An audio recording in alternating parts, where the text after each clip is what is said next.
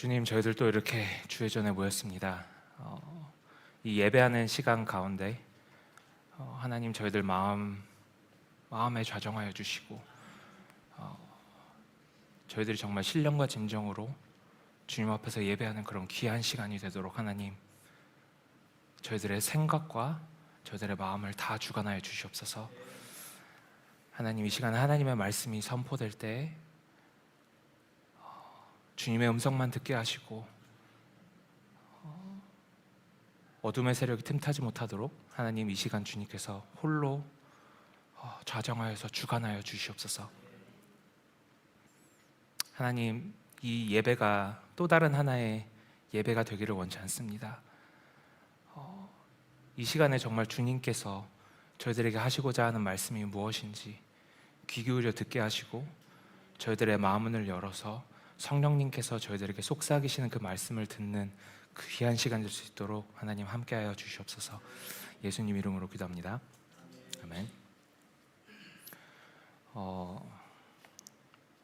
오늘은요, 말씀을 먼저 보기 전에 한 가지 얘기를 조금 나누고 시작할까 합니다.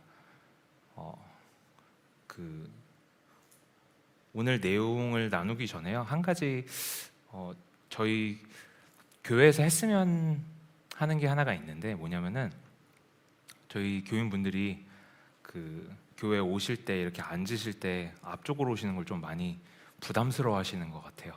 근데 예배 드릴 때 이렇게 한번 생각해 보시면 좋을 것 같아요.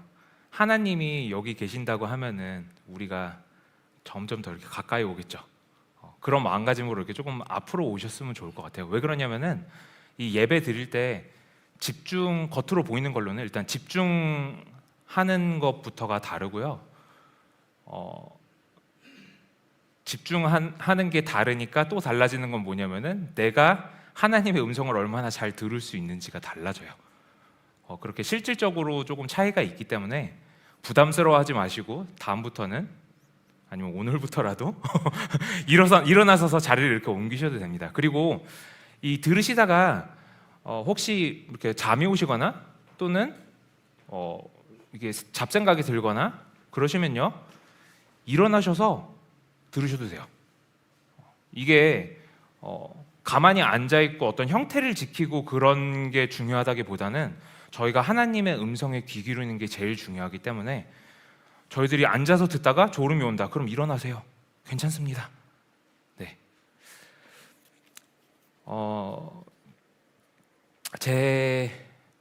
제가 요새 조금 많이 생각하는 것 중에 하나가 어떻게 하면은 정말 하나님이 원하시는 삶을 살 수 있을까, 이거에 대한 생각을 예전 그 어느 때보다도 더 하는 것 같아요. 저한테는 작년 8월경이 제 삶의 터닝 포인트였어요.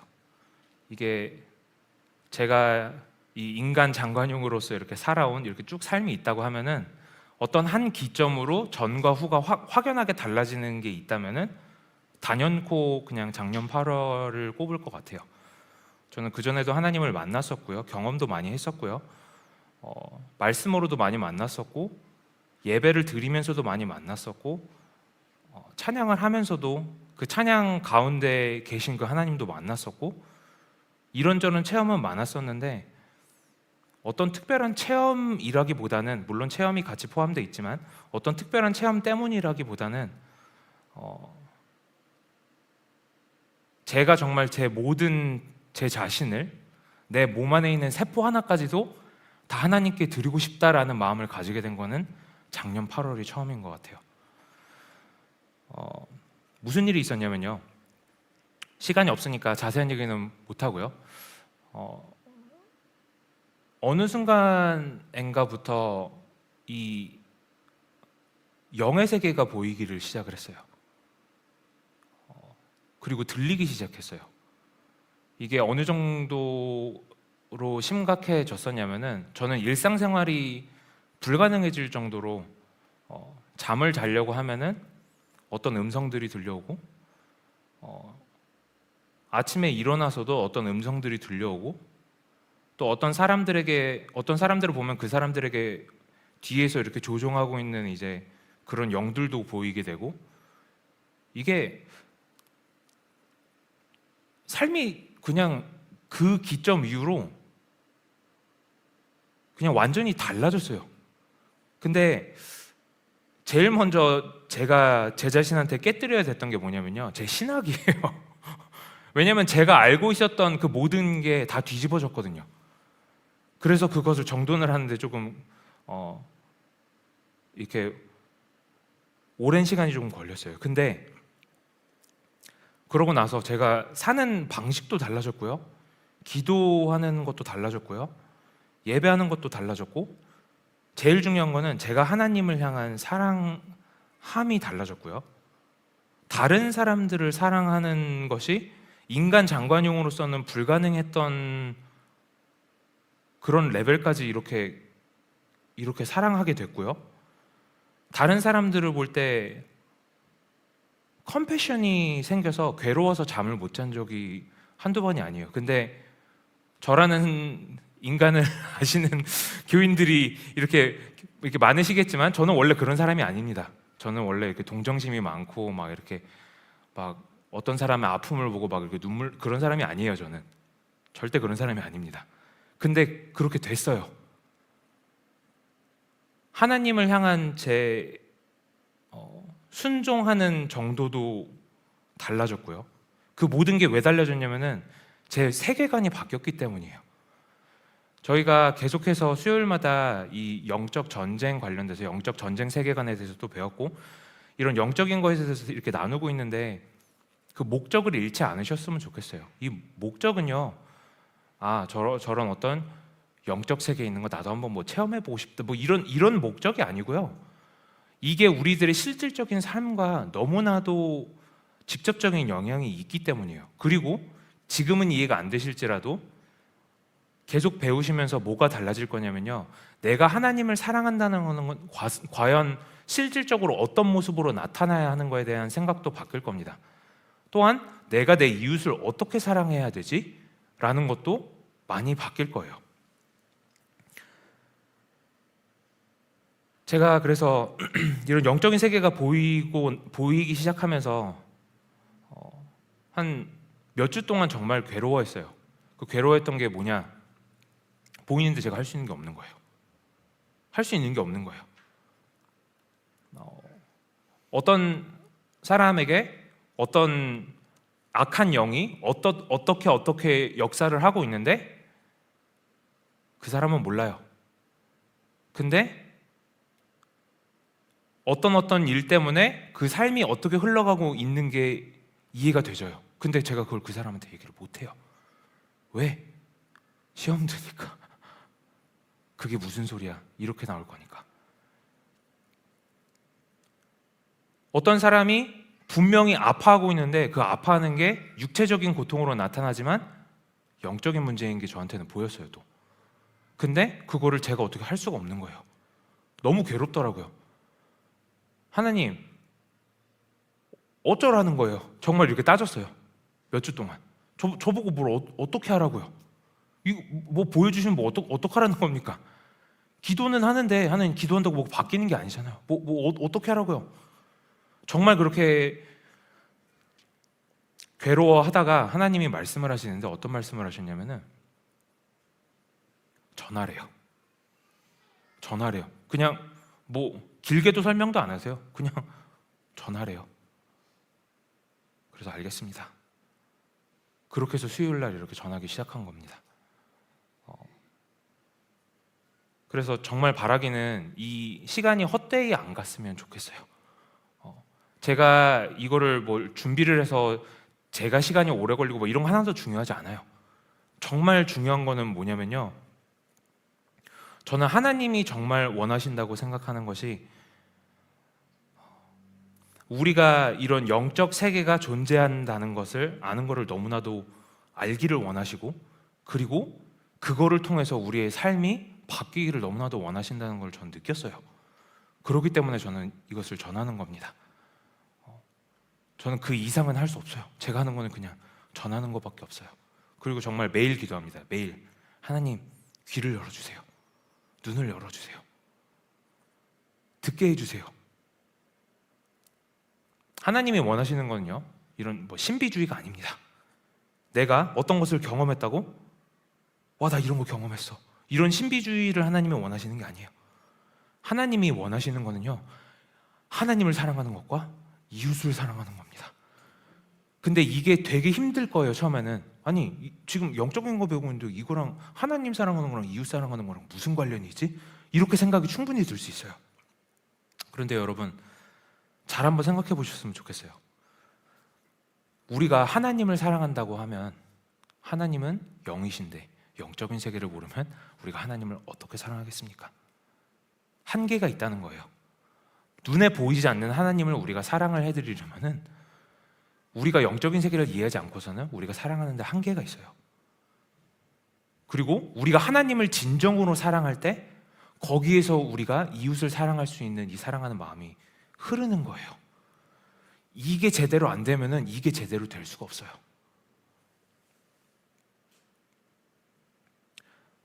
또 한번 생각해 보세요. 우리가 누군가를 사랑한다고 하면은 눈에 보이는 것을 사랑하는 것과 눈에 보이지 않는 것을 사랑하는 것은 완전히 다른 일입니다. 실질적으로 한번 생각을 해보세요. 또 누군가를 사랑하는 것과 그냥 사랑하는 것과 전쟁 가운데 빠져있는 전쟁 상황에서 전쟁 시에서 누군가를 사랑한다는 것은 실질적으로 다를 수밖에 없습니다.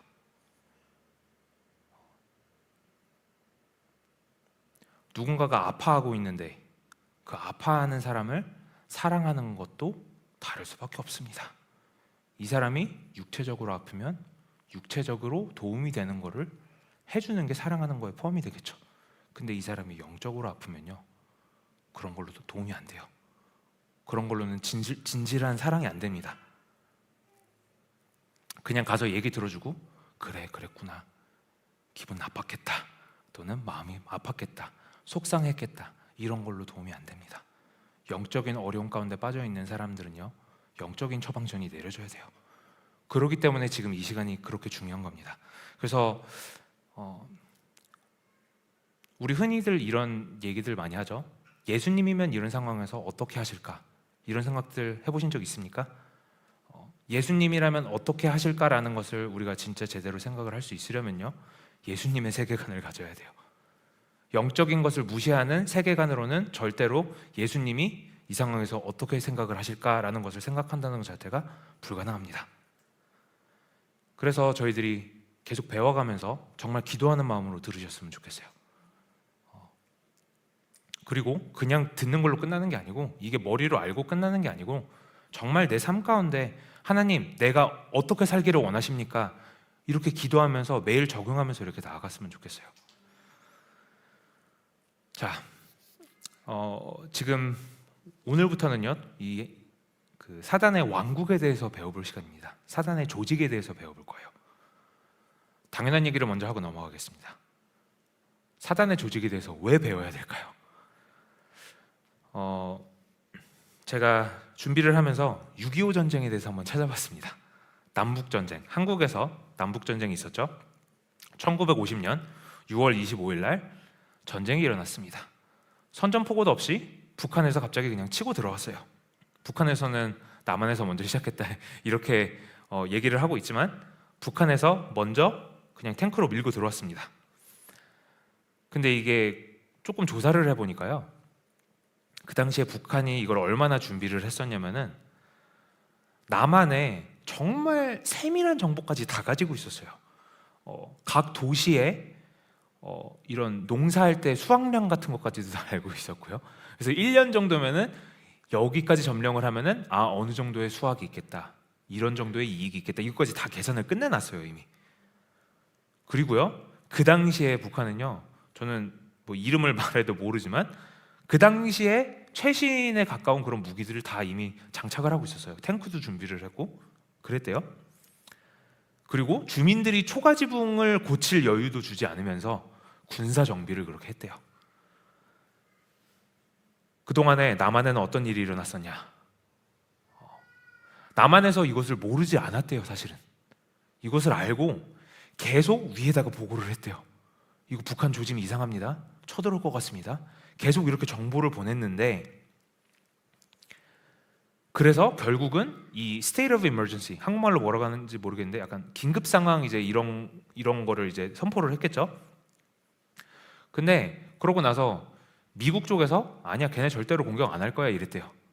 미국 쪽에서 걔네 절대로 공격 안 할 거야. 그리고서 한국에 주둔하고 있는 그런 그 군대들을 많이 빼고 또 무기들도 많이 빼고 이제 이렇게 됐대요. 그러니까 공격할 빌미가 생긴 거죠, 북한 쪽에서.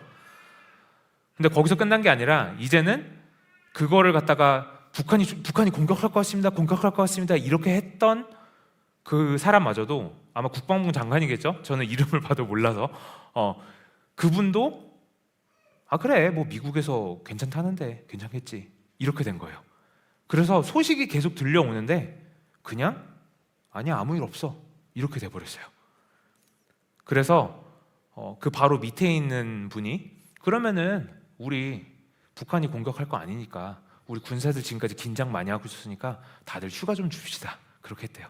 그래서 전쟁 나기 바로 전날 6월 24일 날 휴가를 사줬대요. 근데 그 휴가 준 군인의 수가 전체 군인의 절반이 넘는답니다. 그러니까 북한 입장에서는 이건 쳐들어오라고 그냥 아예 공포를 하는 그런 거였던 거죠. 근데 그것뿐만이 아니라 또 남한 안에서는 내분이 일어났었대요. 여기서 뭐 이게 맞다 저게 맞다 이게 좋다 저게 좋다 막 이렇게 치고받고 이렇게 싸우고 있는 동안에 북한은 철저하게 전쟁 준비를 한 거예요. 결과는 뻔하죠. 나중에는 결국 이제 미국이 개입을 해서 이게 이렇게 지금 남한 북한의 모습이 됐지만 전쟁 시작하자마자 그냥 북한군이 쭉 밀고 들어와가지고 저기 부산까지 쫓겨났죠 거의. 제가 이 말씀을 왜 드리느냐, 우리가 준비 안 하고 있으면 이렇게 된다는 거예요. 적군은요 잠도 안 자요. 사단의 왕국은요, 걔네 조직은요 쉬지도 않아요. 매일 어떻게 하면 우리를 공격할까 준비합니다. 근데 우리가 방심하고 있으면요 말할 것도 없는 거예요. 우리가 이거 보고 있고 저거 보고 있고 우리 안에서 내분이 막 이렇게 일어나고 있으면은 이거는 공격하라고 우리가 알려주는 겁니다. 우리가 준비를 철저히 해도 싸우기 힘든 그 상황에서 무슨 영적 전쟁이야 이러고 있으면은 말할 것도 없겠죠. 사단과 그 조직은요 예전부터 지금까지 하는 일이 계속 똑같습니다. 뭐냐? 지난주에도 설명을 드렸지만 세상을 어지럽힙니다. 그리고 그것으로 끝내지 않습니다. 하나님의 계획을 어떻게 하면 무너뜨릴 수 있을까 하고 어떻게 해서든 막으려고 이 방어수단을 세웁니다. 방해하는 그 수작을 세우죠. 그리고 인류를 무너뜨리려고 합니다. 무슨 방법을 사용해서도. 믿는 사람들도 마찬가지고요, 믿지 않는 사람들도 마찬가지고요. 자, 그래서 일단 적군의 왕국부터 한번 살펴볼게요. 마태복음 12장 22절부터 28절을 한번 같이 보겠습니다.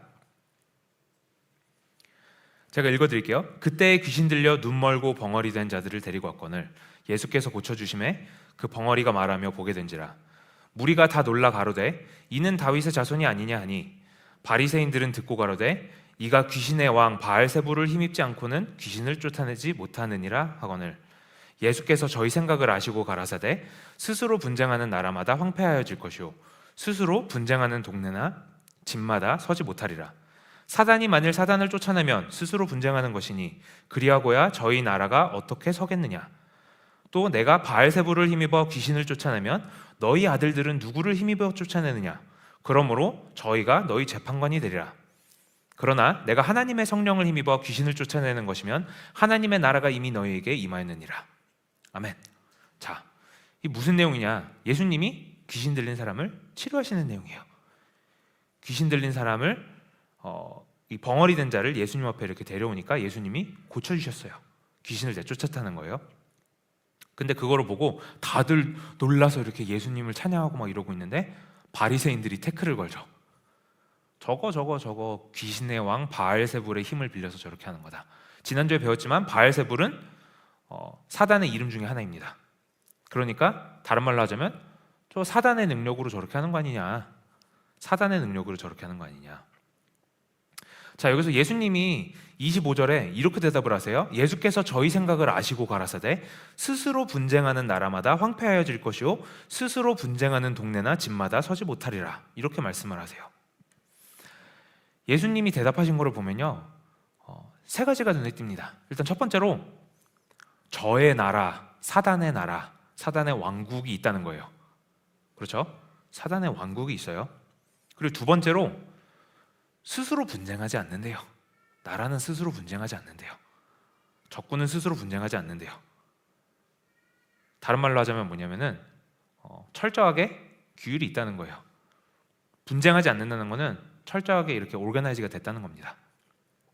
세 번째로 아직 저 나라가 무너지지 않았다는 거. 26절에 뭐라고 하시냐면은 사단이 만일 사단을 쫓아내면 스스로 분쟁하는 것이니 그리하고야 저의 나라가 어떻게 서겠느냐. 지금 서 있다는 거죠. 예수님이 그 뒤에 이제 하나님의 왕국에 대해서 또 설명을 하세요. 예수님이 이 두 개의 왕국을 같이 말씀을 하시는 거는 뭐냐면은, 그리고 그러면서 귀신을 내쫓으시는 그거는 뭐냐면은, 여기 굉장히 큰 뜻이 있는데, 이 어둠의 세력을 갖다가 이 빛으로 이 숨겨져 있는 이 세력을 갖다가 바깥에 보이는 곳으로 이렇게 끌어내는 거예요. 이렇게. 그리고 봐라, 하나님의 왕국이 임하면 이런 일이 일어난다. 지금 이 말씀을 하시는 거예요, 예수님이. 자, 제가 이 말씀을 왜 드리느냐? 우리는 사단 혼자 하고 싸우는 게 아니라는 겁니다. 그 나라하고 전쟁을 하는 거예요. 그 세력이 분명히 있습니다. 그 세력들하고 싸움을 하는 거예요. 그리고 그 싸움이 밖에서만 있느냐? 교회 안에서도 있어요. 가정 안에서도 있어요. 사회 안에서도 있어요. 개인 삶 가운데도 그 전쟁이 다 있습니다. 사단의 세력이 노리는 게 누굴까요? 전 인류라고 했죠. 전 인류. 그런데 공격을 더 심하게 하는 대상이 있습니다. 누굴까요? 믿는 자들입니다. 믿는 자들을 더 공격을 해요. 왜냐? 생각해 보시면 간단해요. 공격을 안 하고 있는 사람들은 그냥 가만 놔둬도 됩니다. 근데 총 들고 싸우려고 하는 사람들은 저 잡아야 되겠죠. 같은 맥락으로 정말 믿음으로 살려고 하고, 정말 하나님 앞에 바로 서려고 하고, 정말 하나님을 사랑하고 정말 이웃을 사랑하려고 하는 이 사람들, 지금은 이해가 안 되시겠지만 하나님을 사랑하고 이웃을 사랑하는 게 이 적군들에게는 엄청난 공격이 됩니다. 이렇게 살려고 하는 사람들을 막는 게 사단의 세력의 1순위인 거예요. 그렇기 때문에 믿는 사람들은 더 깨어서 기도하고 저들이 싫어하는 공격을 계속해서만 해야 됩니다. 에베소서 한번 볼게요. 에베소서 6장 11절부터 볼게요. 마귀의 관계를 능히 대적하기 위하여 하나님의 전신갑주를 입으라. 우리의 싸움은, 여기 중요합니다. 우리의 싸움은 혈과 육을 상대하는 것이 아니요 통치자들과 권세들과 이 어둠의 세상 주관자들과 하늘에 있는 악의 영들을 상대함이라. 자, 여기서 잠깐 멈추고 넘어갈게요. 하나님의 전신갑주를 입으라. 뭐 이건 이해하기가 쉽죠? 근데 그 뒤에 12절에 나오는 거를 보니까 우리의 씨름, 영어로는 레슬링이라고 돼 있어요. 씨름, 레슬링이 아주 좋은 표현입니다. 그게 왜 그러냐면요, 레슬링은 일단 첫 번째로 몸과 몸이 맞닥뜨리지 않고서는 할 수가 없는 경기입니다. 그리고 두 번째로는 몸의 모든 근육을 다 써야 돼요. 레슬링은. 한번 생각을 해보세요. 사단의 세력과 싸움을 한다는 게 이런 거라는 겁니다. 몸과 몸이 맞닥뜨려져서 내 몸의 모든 근육, 작은 근육 하나하나까지, 젖먹던 힘까지 다 쓸어내가지고 이 씨름을 이겨야 되는 그런 싸움이 적과의 전쟁이라는 거예요. 아, 어제 1시간 기도했으니까, 어제 2시간 기도했으니까, 어제 말씀 이렇게 봤으니까 오늘은 좀 준비가 됐겠, 이런 게 아니라는 겁니다. 숨이 붙어있는 한 죽어라 싸워야 되는 게 이 영적 전쟁이에요. 여기 또 재밌는 게 나옵니다. 우리의 씨름은 혈과 육을 상대하는 것이 아니래요. 이게 무슨 얘기냐? 육체를 가진 사람을 상대하는 것이 아니라는 겁니다. 아니, 육체를 가진 사람이 아닌데 어떻게 씨름을 합니까? 영적인 싸움이라는 거예요. 영의 세력과 싸움을 하는 건데, 그 뒤에 통치자들과 권세들과 이 어둠의 세상 주관자들과 하늘에 있는 악의 영들, 이렇게 나왔어요. 이 영어가 지금 여기는 NIV 버전인데 킹 제임스 버전을 보면요, 여기 NIV 버전에서 rulers라고 나온 거 있죠. 그러니까 통치자들입니다. 이 통치자들이 그냥 통치자들이 아니고요, principality라고 하는데 여기도 보지만 rulers라고 나온 것처럼 이게 플루럴입니다. 그러니까 복수 형태예요. 한글로도 그렇게 나왔죠. 통치자들, 그죠? 권세들, 이 어둠의 세상 주관자들, 하늘에 있는 악의 영들, 많다는 겁니다. 이 작은 숫자가 아니라는 거예요. 이 복수 형태로 이렇게 다 쓰여진 것은 그런 이유가 있기 때문입니다. 그리고 이 제가 principality, 이 rulers, 통치자, 이거를 제가 얘기를 한 이유는 뭐냐면요, principality는 이 뜻이 뭐냐면은 이 단수 형태를 보면은 principality라는 단어입니다. 그건 뭐냐면은 prince라는 단어하고 pality라는 단어가 이렇게 합쳐져서 만들어진 단어예요. prince가 여기서 적혀진 거는 우리가 잘 이해가 안 될 수도 있지만 prince가 킹보다 높은 존재였습니다. 군주예요, 군주. 제일 높은 존재예요. 제일 높은 존재인데 어디서 높은 존재냐? 이 팔리티라는 게 어떤 테리토리를 얘기를 합니다. 어떤 지역을 얘기를 합니다. 어떤 지역에서 거기를 다스리는 군주라는 거예요. 근데 이게 많대요. 많은 지역들이 있고 이 많은 지역들을 다스리는 영들이 다 있다는 겁니다. 이걸 이해를 잘 하셔야 돼요. 그리고 이 영들은요, 힘이 굉장히 셉니다. 한 군데만 볼게요. 다니엘 10장 11절부터 14절까지 볼게요. 내게 이르되 큰 은총을 받은 사람 다니엘아, 이거 천사가 말하는 겁니다. 내가 내게 이르는 말을 깨닫고 일어서라. 내가 내게 보내심을 받았느니라 하더라. 지금 다니엘이가 와서 얘기하는 거예요. 그가 내게 이 말을 한 후에 내가 떨며 일어서니 그가 내게 이르되 다니엘아 두려워하지 말라. 내가 깨달으려 하여 하나님 앞에 스스로 겸비하게 하기로 결심하던 첫날부터 내 말이 응답받았으므로. 자, 여기서 한번 잘 보세요. 첫날부터, 기도를 시작한 날부터 이미 응답이 됐대요. 그 다음에 잘 보세요. 내가 내 말로 말미암아 왔느니라. 그런데 바사왕국의 군주가 21일 동안 나를 막았으므로, 21일 동안 나를 막았으므로 내가 거기 바사왕국의 왕들과 함께 머물러 있더니 가장 높은 군주 중 하나인 미가엘이 와서 나를 도와주므로 이제 내가 마지막 날에 내 백성이 당할 일을 내게 깨닫게 하러 왔노라. 이는 이 환상이 오랜 후의 일임이라 하더라. 자, 기도를 시작한 날부터 응답이 됐대요. 근데 21일 동안 못 왔대요, 다니엘한테. 왜? 어둠의 세력들이 가로막아가지고. 여기서 바사의 왕이라고 한 그 바사가 이 영어로 퍼시아입니다. 그 한국말로 페르시아, 저기 지금 터키 지방 그쪽이겠죠. 바사 왕국의 군주가, 그러니까 지금 말한 프린시팔리티, 이 아까 NIV에서는 룰러로 나온 통치자라고 나온 이 바사 왕국의 통치자가 그냥 사람을 뜻하는 게 아니에요. 이 영적 존재를 뜻하는 겁니다. 지금 천사를 가로막는데 사람이 천사를 가로막을 수는 없잖아요, 그죠? 이 바사의 군주가 가로막았기 때문에 다니엘의 기도가 응답이 됐는데 그게 21일이 지연이 됩니다. 우리가 기도할 때 하나님 왜 응답 안 해주세요? 이럴 때 많죠. 근데 이 영적인 전쟁이라는 걸 기억하셔야 됩니다. 하나님이 응답을 하시려고 해도 이게 영적 전쟁이 있기 때문에 이거 못 오게 막을 수가 있다는 거예요. 자, 그러고 나서 또 신기한 대목이 있죠. 가장 높은 군주 중 하나인 미가엘이 와서 나를 도와주므로. 미가엘, 영어로 마이클이죠. 천사장입니다. 천사장이 와서 나를 도와줘가지고 내가 거기서 나올 수 있었어. 그래서 이제서야 너의 기도의 응답을 내가 가져왔다. 지금 이런 얘기를 하는 거예요. 자, 여기서 말하는 이 지역 있잖아요. 이 지역, 지금 여기서는 바사 왕국 이제 이렇게 말한 것처럼 어떤 특정 지역이 있는데 이 지역이 꼭 이렇게 육체적인 지역만은 아닙니다. 거기에 대해서 조금 이따가 또 설명을 해드릴게요. 근데 제가 지금 여기서 말씀드리려고 하는 것은 뭐냐? 이 왕국이 그 사단의 왕국이 만만치 않다는 거예요. 이 지역마다 철저하게 다스리는 그 군대들이 있고요. 거기 안에서도 규율이 다 있고 이 사람들이 아니지. 이 영들은 다 위에서 내려준 그 명령을 갖고 철저하게 이행을 하고 다 계획을 하고 그렇게 공격을 실시를 합니다.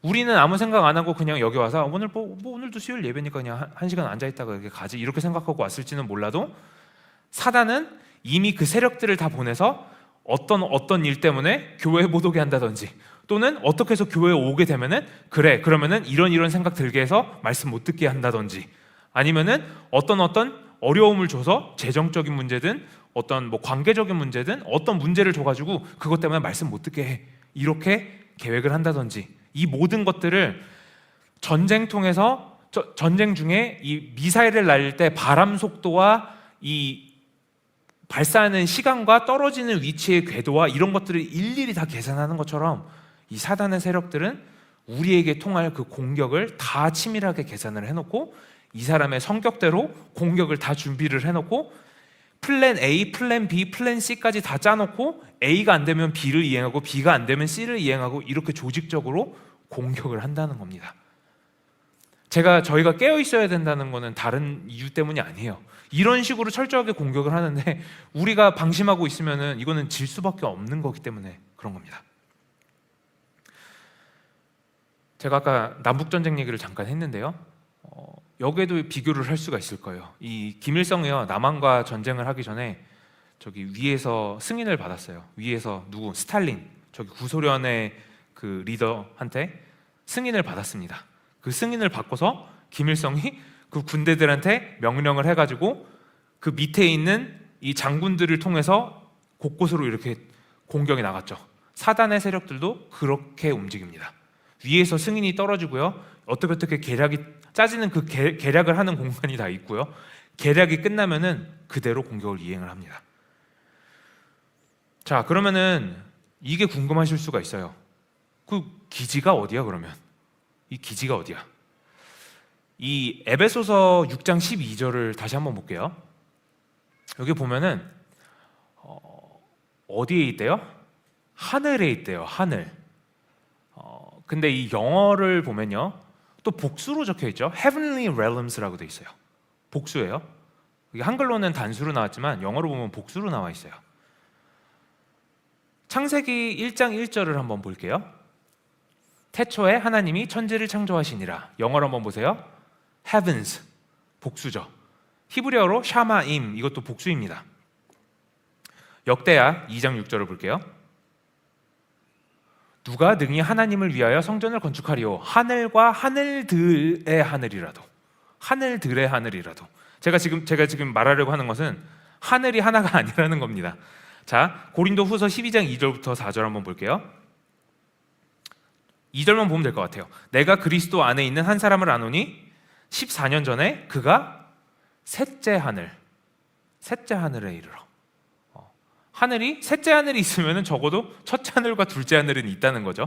지금 하늘들이 있다는 걸 알았고 셋째 하늘이 있대요. 그러면은 첫째 하늘, 둘째 하늘은 당연히 있다는 거겠죠. 에베소서 4장 10절을 볼게요. 내리셨던 그가 곧 모든 하늘 위에 모든 영어로는 all이라고 나왔어요. 모든이라는 단어가 쓰이는 것은요 3개 이상일 때부터 쓰입니다. 두 개일 때는 모든이라는 얘기를 안 해요.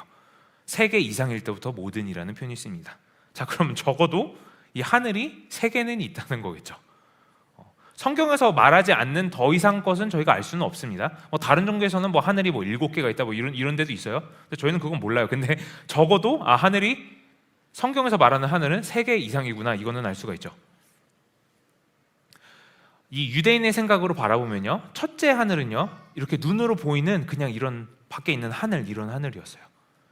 둘째 하늘은 뭐냐면은 이제 해와 달 그리고 이런 별들이 있는, 별들 혹시 기억나시나요? 수요일날 계속 참석하셨던 분들은 하나님의 아들들에 관련돼서 설명을 할 때 이 별들과 연관지어서 얘기하는 것들을 제가 말한 거를 기억하실 겁니다.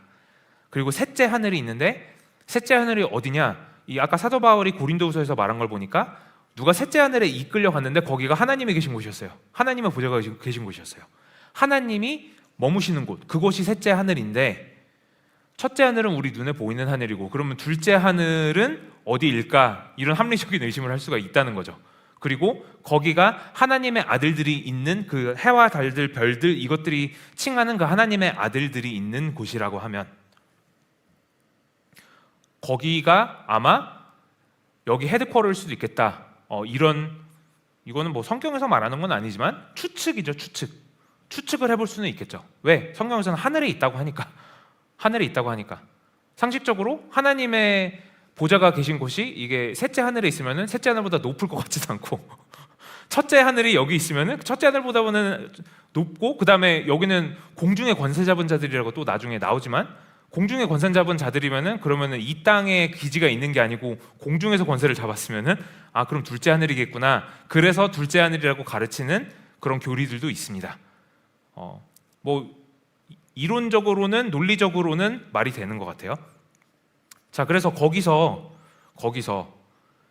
이 사단과 그 사단의 장군들이라고 할게요.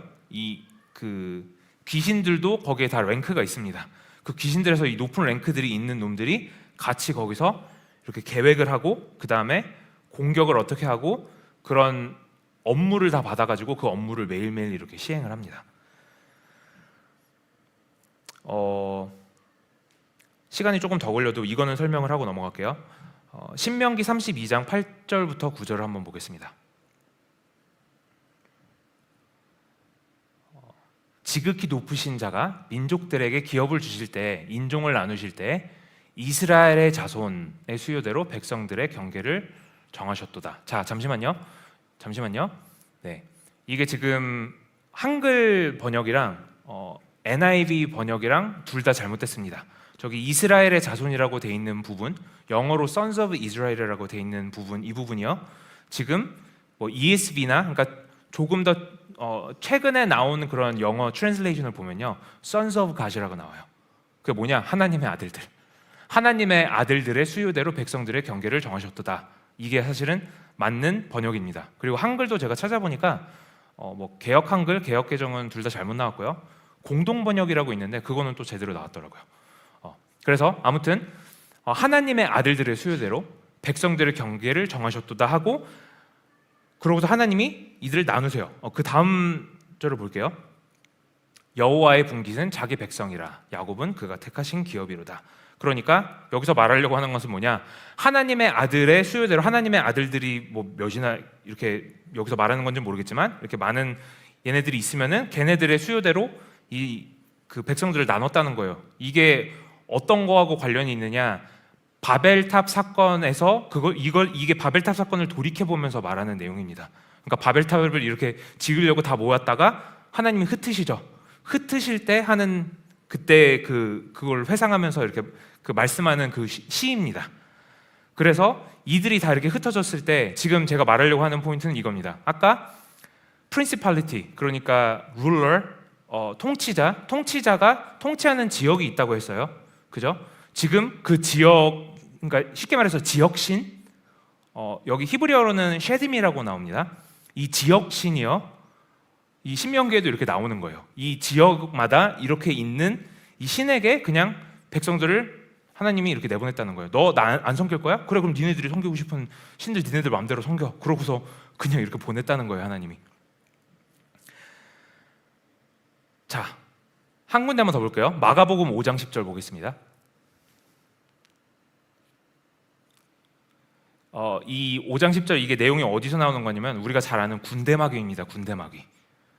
군대마귀가 내쫓기면서 예수님한테 신기한 얘기를 해요. 자기를 어디에서? 그 지방에서 내보내지 마시기를 간구하더니, 아니 왜? 그 지방에 뭐가 있나? 뭐가 중요한가? 뭐가 중요한 게 있으니까 그 지방에서 나가지 말라고 하는 거겠죠. 이게 성경을 보면은 분명히 이렇게 어떤 경계가 있는 그곳과 어떤 이런 영적인 존재가 가지고 있는 그 힘이 이게 연관이 돼서 성경에서는 항상 얘기가 나옵니다. 그래서 우리가 지금까지 생각했던 그런 뭐 이런 뭐 전설의 고향이나 뭐 토요미스테리 막 이런 데서 나왔던 귀신들이라고 하기에는 약간 조금 특성이 다를 수도 있겠어요.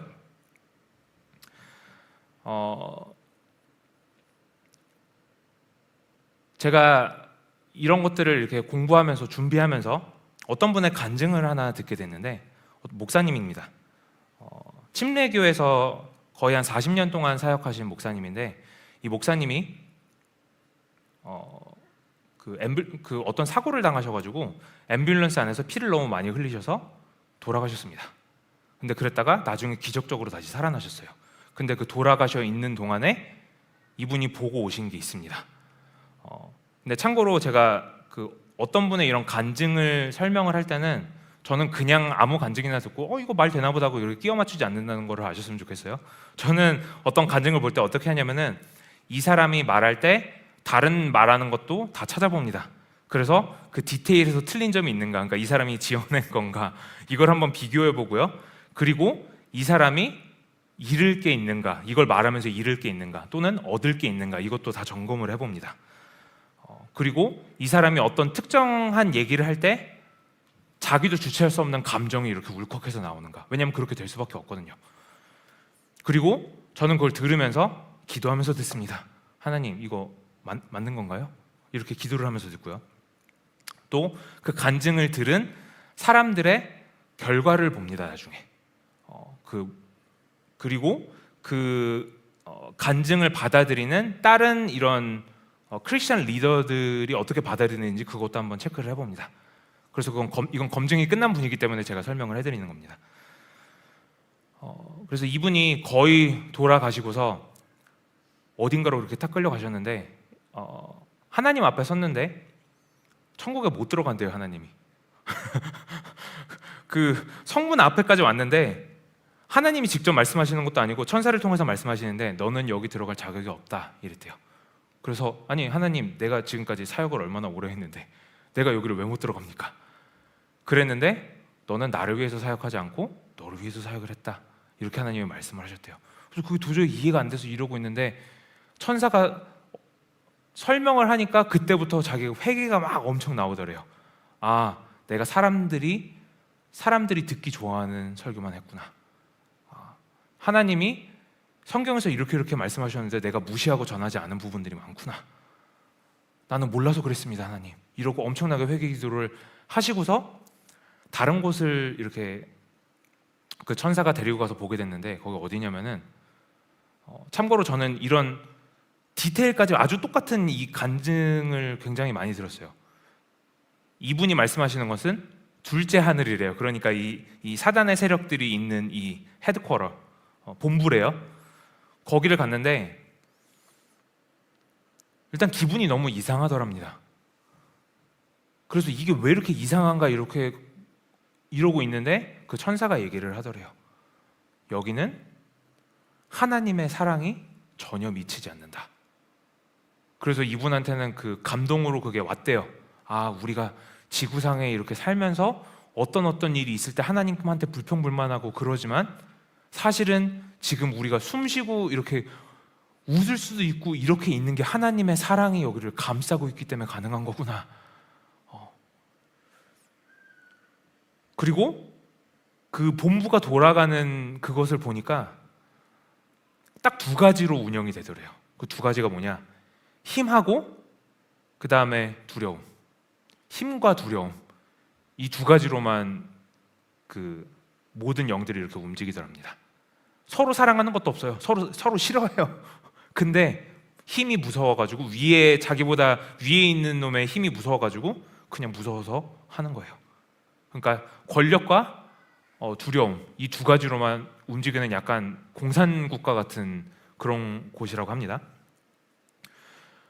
거기서 봤을 때 이분이 봤던 게 뭐냐면은 어떤 이렇게 칠흑까지 어두운 그런 되게 음침한 그런 곳에서 긴 이런 철로 된 엄청나게 큰 이런 테이블이 이렇게 있었는데 거기에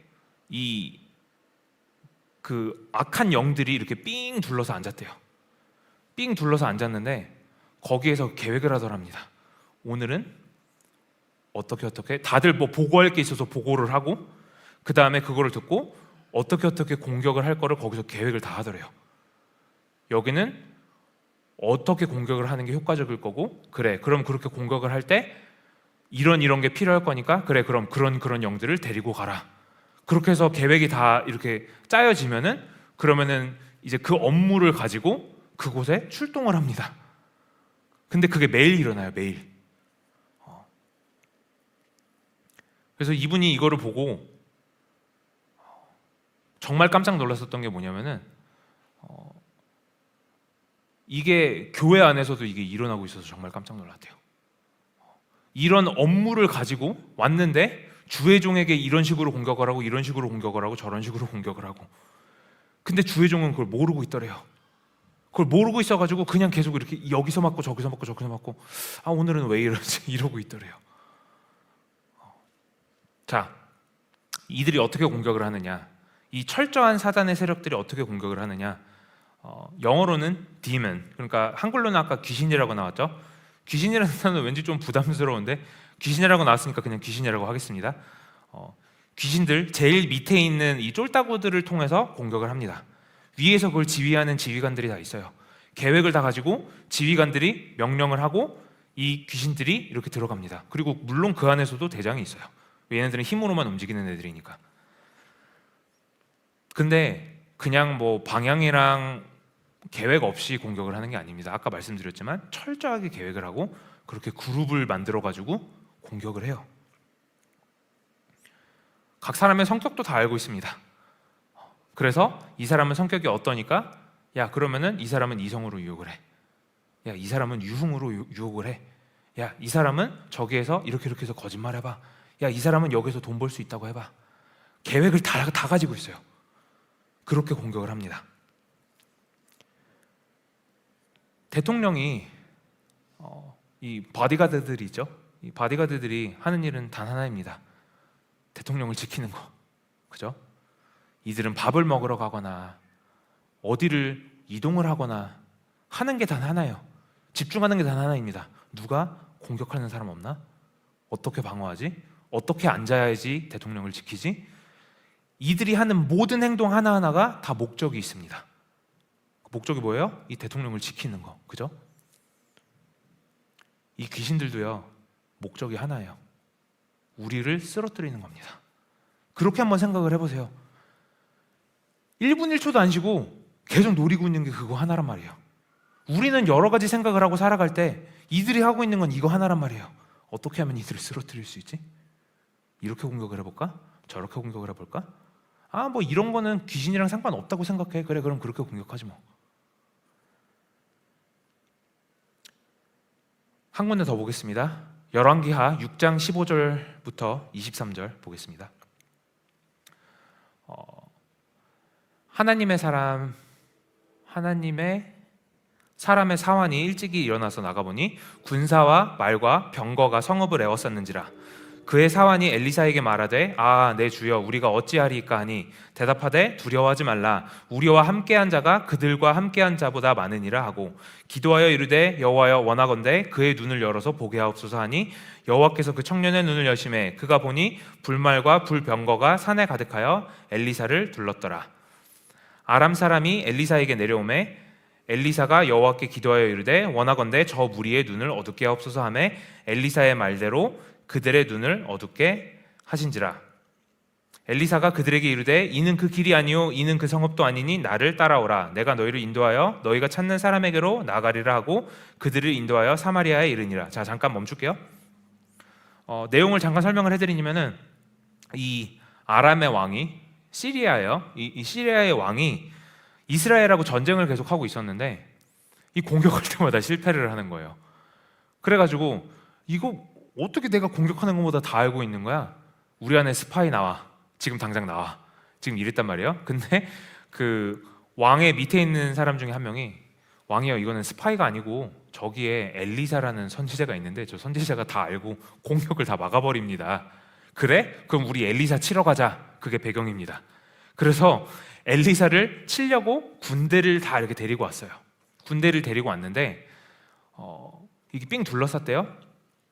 삥 둘러쌌는데 그 엘리사 선지자 밑에 있는 사환이 보고 겁이 난 거예요. 아이고 어떡하나, 우리 둘러싸였다, 큰일 났다.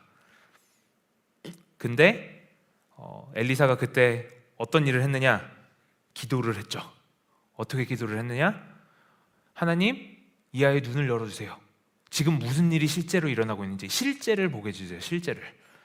기도를 했더니 보니까 하나님의 군대가 꽉 차 있어. 아, 이거 두려워할 게 하나도 없구나. 우리가 해야 될 건 뭐냐면요, 기도예요. 기도. 하나님, 지금 이런 일들이 일어나고 있는데 실제로 어떤 일이 일어나고 있는 건지 내 눈에 보여주세요. 알게 해주세요. 하나님이 어떻게 우리를 위해서 싸우고 계신지, 어떻게 우리가 승리할 수 있는지 보여주세요. 우리는 이렇게 기도를 해야 됩니다.